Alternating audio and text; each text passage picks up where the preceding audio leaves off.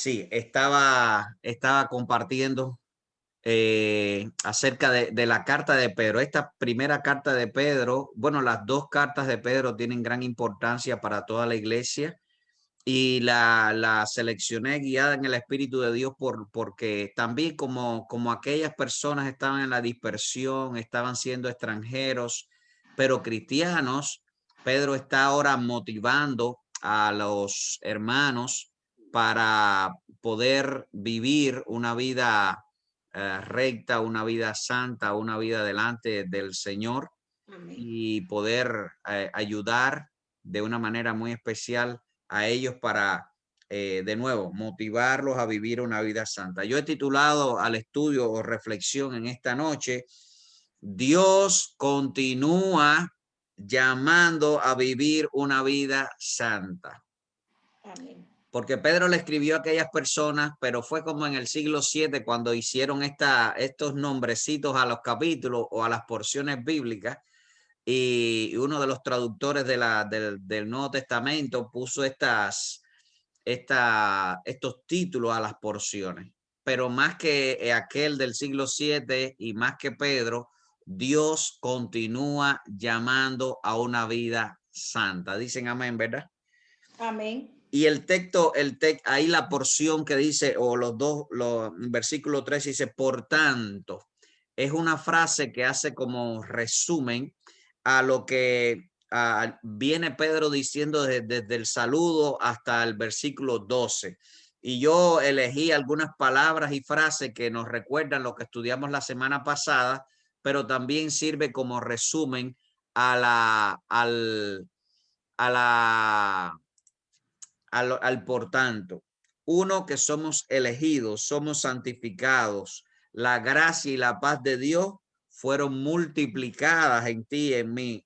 Y también hemos sido renacidos a una esperanza viva, a una herencia incorruptible, inmarcesible, que no se echa a perder, que es la herencia de los cielos. Guardados también, usted y yo estamos guardados por el poder de Dios Amén.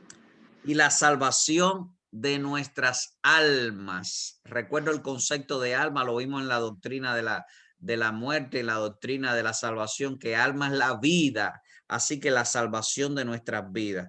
Y algo interesante que Pedro hace es que invita a escudriñar las escrituras, a estudiar la palabra del Señor. No es opcional, es vital para el cristiano que la persona que se acerca a Cristo necesita estudiar, escudriñar, leer, conocer, profundizar, memorizar, escribir, compartir la palabra del Señor. Amén. Por eso dice, por tanto, después de hablar de todos estos términos, Pedro dice, por tanto, hace otra anotación en el mismo versículo 13, ceñid vuestros lomos del entendimiento. Ahora Pedro está llevando a los hermanos y a nosotros hoy Dios, el Espíritu de Dios nos dice que nosotros debemos someter nuestra intelectualidad, nuestro conocimiento de la información, todo nuestro entendimiento, el proceso de razonamiento, todo nuestra materia gris, bueno, aquí abajo mejor, pero toda nuestra intelectualidad tiene que estar ceñido por lo espiritual. Y yo escribí aquí también, el conocimiento debe estar controlado por la espiritualidad. La intelectualidad debe estar sometido a lo espiritual. Y lo demostrable, entiéndase la ciencia, porque en ocasiones el conocimiento, las personas de ciencia demuestran todo lo que sea ciencia debe ser demostrado. Ahora, lo que nosotros tenemos como contable o como demostrable, también tenemos que someterlo a la fe y a la espiritualidad. Amén. Amén. Amén. Por eso dice aquí, por tanto, ceñid vuestro entendimiento. Es decir, todo lo que piense debe estar ceñido a, agarrado de lo espiritual. Sed sobrios. Ser sobrio como cristianos es tener esa moderación, esa discreción, estar controlado por el Espíritu de Dios para hacer lo que a Dios le agrada. Ser sobrio es saber hasta dónde llegar, saber cuándo detenerse, saber ser guiado por el Espíritu Santo, porque la sobriedad también viene como un regalo de Dios cuando antes no éramos sobrios, cuando antes éramos impulsivos, cuando antes primaba el ego, la carne en nosotros. Hoy el Señor dice, somete tu entendimiento y sé sobrio. Recuerde, Dios nos está llamando a una vida santa. Ser juicioso, tener dominio propio. Finalmente, el dominio propio no es una terapia psicológica ni psiquiátrica. El dominio propio no es el resultado de tomarse una pastilla. A veces las personas pueden tomar un medicamento para controlarse y estar más como sedado físicamente, pero el dominio propio es un regalo del Espíritu Santo en la vida de los hijos de Dios, de usted y también para mi vida, que la necesito mucho también. Esperar por completo en la gracia que se les va a traer cuando Jesucristo sea manifestada. Por supuesto, ya hemos sido salvos por gracia y Pedro lo está recordando y hoy también lo recuerdo. Hemos sido salvos por gracia. Por gracia soy salvo por medio de la fe y esto no es un don de nosotros, sino que es un regalo de Dios. ¿Dice amén? Amén. Ahora, pero la gracia del Señor será completada cuando Cristo venga, segunda venida del Señor. Por eso Pablo, Pedro, Juan, Judas, siempre están recordando y motivando a que como discípulos, como seguidores de Cristo, nosotros anhelemos la segunda venida del Señor. ¿Verdad? Anhelemos ese encuentro eterno. Porque dice, esperando por completo en la gracia que se nos traerá cuando Jesucristo sea manifestado. Y recuerda, el concepto de gracia es el favor que no merecemos. Lo que merecíamos era la muerte, pero el Señor nos dio la vida. ¿Verdad? Entonces eso es la gracia del Señor. Pero aún más, cuando Cristo se manifieste, se va a completar esa gracia en ti y en mí. Y eso va a ser maravilloso. Verso 14, como hijos obedientes, no os conforméis a los deseos que antes tenían en vuestra ignorancia, ignorancia de la palabra, del reino, ignorancia de Dios. No estábamos conscientes y no conocíamos. Así que no podemos mirar atrás. Tenemos que ser hijos de Dios obedientes, ¿verdad? No mirar atrás. Y siempre que yo hablo de no mirar atrás, me acuerdo de tres cosas. Una canción de Funky, un reggaetonero cristiano que dice, no vuelvo para atrás, ¿no?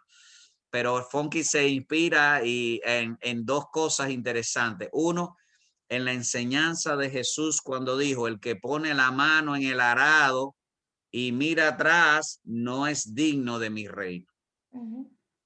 Entonces, usted y yo estamos llamados por el Señor a que nos mantengamos como hijos obedientes hacia adelante, no mirando hacia atrás y poniendo la mano en el arado para servir al Señor y hacia adelante, no mirando atrás. Y la segunda imagen que siempre me acuerdo cuando se habla de mirar atrás es la esposa de Lot.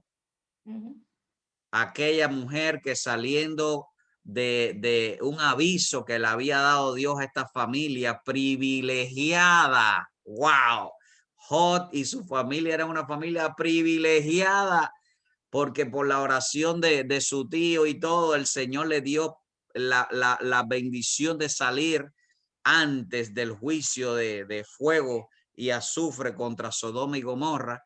Y así que cuando iban por el campo corriendo, aquella mujer, no sé si decir loca mujer, miró para atrás, miró diciendo, ay, se me quedó esto, ay, yo allí comía, ay, yo que conocía, ay, la ciudad que se va a quemar. Pero Dios había dado una orientación. No miren hacia atrás.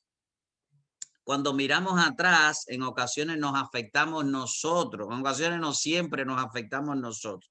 Cuando miramos hacia atrás, desobedeciendo, no siendo hijos obedientes, nos afectamos.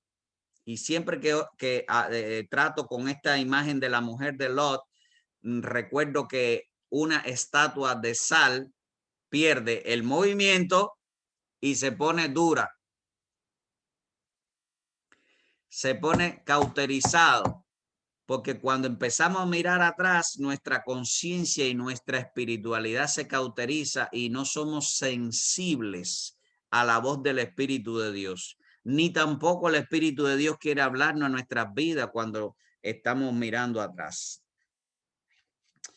Si quieren anotar lo del el arado, para los que escriben, Lucas capítulo 9, verso 62.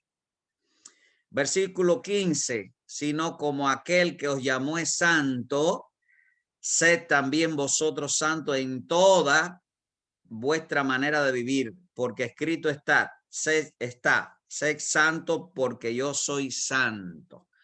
Pedro está apelando a un escrito del Antiguo Testamento y hace recordación y les traigo a colación a ustedes que cuando Pedro escribe esta carta que es enviada a las iglesias que leímos en los primeros versículos de esta carta, todavía no estaba el Nuevo Testamento.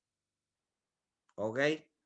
Esta carta fue una carta circular, es decir, se circuló, se envió a estas iglesias de Ponto, de Galacia, de Capadocia, Asia, Bitinia. Se leyó en todos esos lugares como una carta de orientación, como una carta de rectora para la vida de la iglesia. No había Nuevo Testamento. Y recuerdo esto porque ahora Pedro está usando una porción del Antiguo Testamento que para este tiempo era conocimiento del cristianismo, que tenía esa dualidad judeo-cristiana. Pedro está recordando un texto que dice, como escrito está, Antiguo Testamento, sé santo porque yo soy santo. Y usted y yo somos apartados para el Señor. El Señor nos salvó por su gracia, nos apartó y nos trajo para ser de Él, ¿verdad? Y yo sé que usted y yo somos de Él, ¿verdad? Apartados para Dios. Y esto no es algo que sucede de la noche a la mañana, es un proceso. En el 99.99% de las personas, el apartarse para Dios es un proceso, y para algunos más rápidos que otros. Para otros le sucede muchas cosas para poderse zafar del pecado y de la vida sin Dios hasta lograr estar completo para el Señor.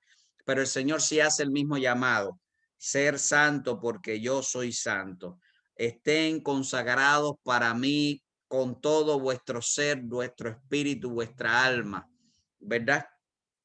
Toda la vida para el Señor. Y esto va siendo cada día, es algo que va a ir sucediendo, pero tenemos que estar sensibles a la voz del Señor. Verso 17, si invocáis por Padre aquel que sin acepción de personas juzga según la obra de cada uno. Entonces, es interesante cómo Dios llama para que nosotros estemos conscientes. Si nosotros estamos invocando a Dios, el Padre, que no hace acepción de personas, pero Él juzga la obra de cada uno, nosotros tenemos que estar conscientes de eso, de que Dios está mirando nuestra vida. Le dejo de tarea para que lo lean completo, Romanos capítulo 2, verso del 1 al 16. Pero quiero leerle algunos versículos. Romanos capítulo 2, del 1 al 16, nos habla de ese juicio justo de Dios. Y yo solo voy a leer algunos versículos, por lo cual eres inexcusable, oh hombre, cualquiera que sea tú que juzga, pues en lo que juzgas a otro, te condenas a ti mismo, porque tú que juzgas, haces lo mismo.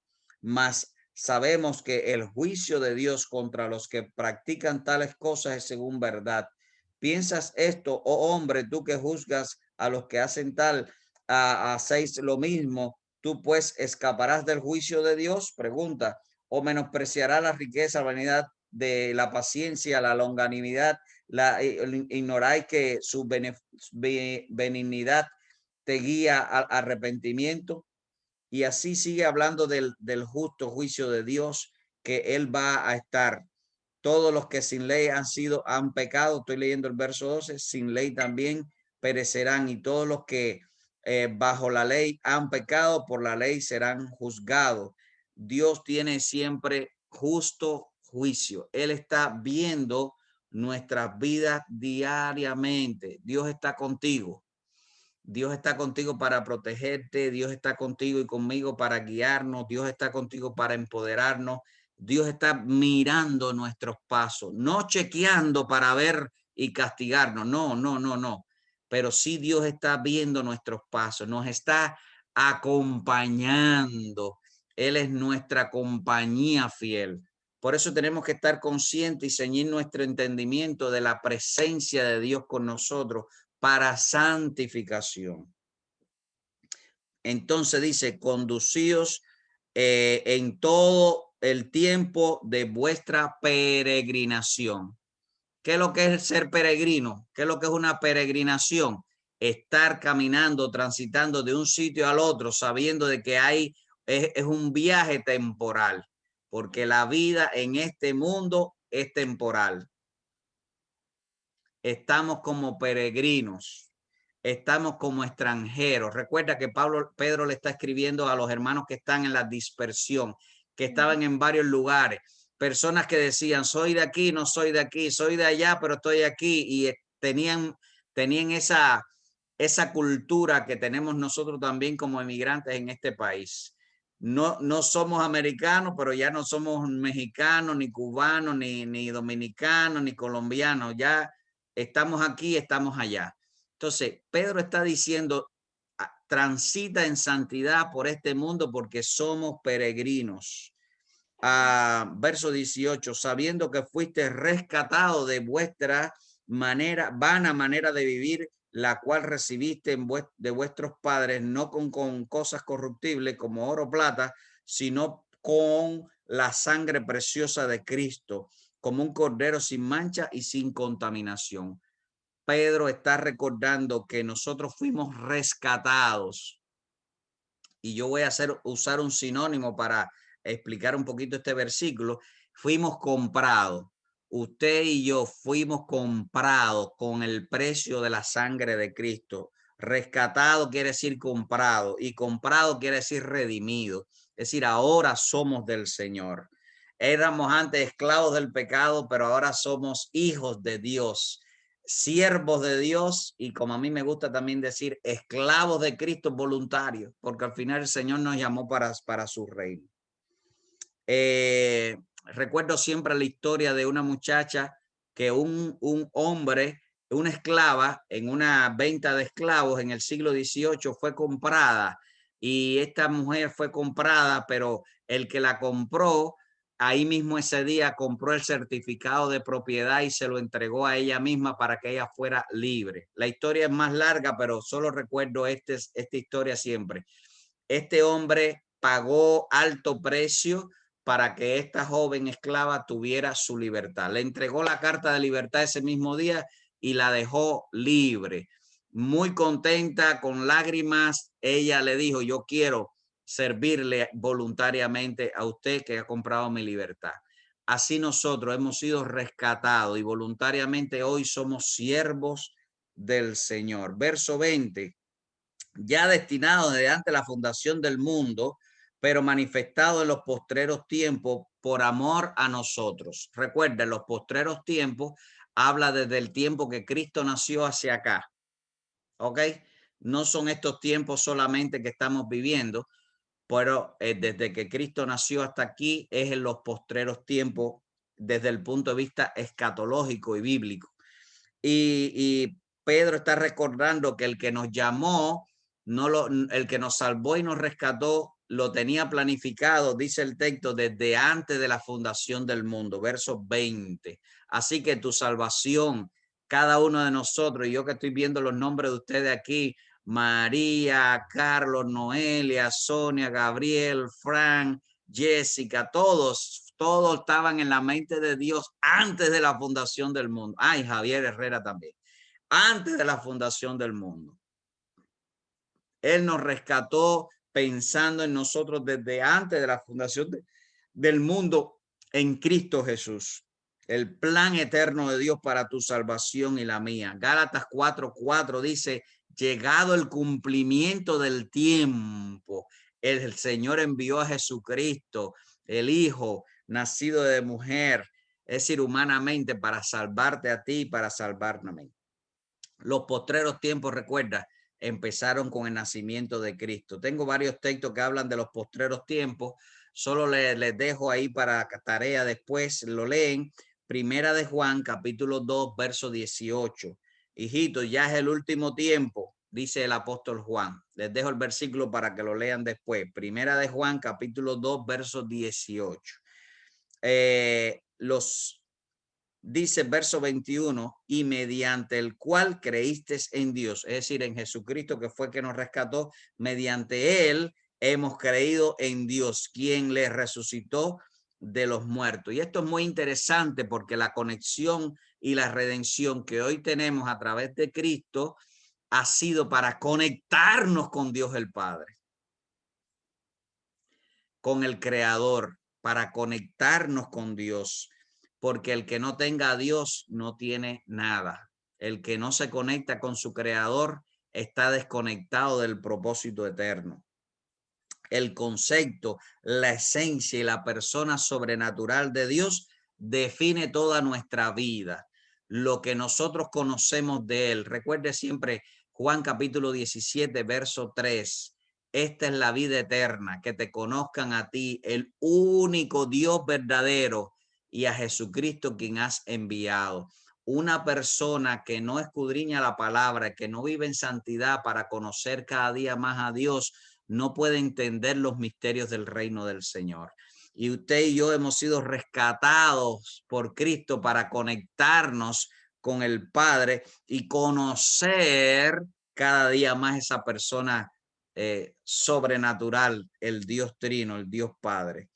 Dice, y le ha dado gloria el Padre al Hijo para que vuestra fe, tu fe y mi fe y la esperanza sean en Dios. El Señor Jesús ha obrado la redención, nos ha rescatado y nos está llamando a santidad, porque tu esperanza y mi esperanza se acrecenta, es decir, crece cuando nosotros tenemos esa conexión con Dios el Padre. Dios Trino le dio gloria a Jesús, al Jesús resucitado, para que el Cristo resucitado nos dé gloria a nosotros. Verso 22, habiendo purificado, santidad es purificación, purificado vuestras almas, vuestras vidas, tu vida y mi vida, por la obediencia a la verdad, entiéndase la palabra, mediante el Espíritu Santo. ¿Para qué Dios nos llama a ser, nos purificó y nos llama a ser obedientes? Para el amor fraternal no fingido. Hay una vinculación inseparable de la santidad con la conexión como iglesia, como la conexión como pueblo de Dios. No se puede ser cristiano si no se está conectado con la iglesia local, con la iglesia de Cristo.